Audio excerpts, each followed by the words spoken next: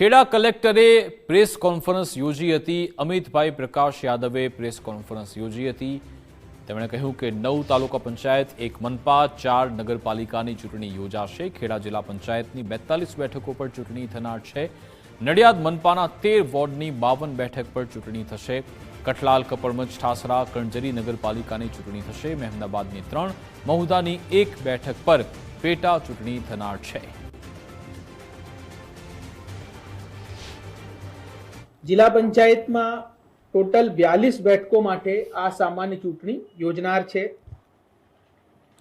આપણા જિલ્લામાં કુલ 9 તાલુકા પંચાયતની સામાન્ય ચૂંટણીઓ, 9 તાલુકા પંચાયતમાં 176 જેવી બેઠકોની સામાન્ય ચૂંટણી થવાની છે। આ તાલુકા પંચાયતનું નામ છે નડિયાદ, માતર, ખેડા, મહેમદાબાદ, મહુધા, ઠાસરા, બસો, ગલતેશ્વર અને ફાગવેલ।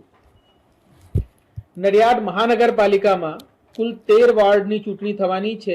આ 13 વોર્ડમાં ટોટલ 52 બેઠકોનો સમાવેશ છે।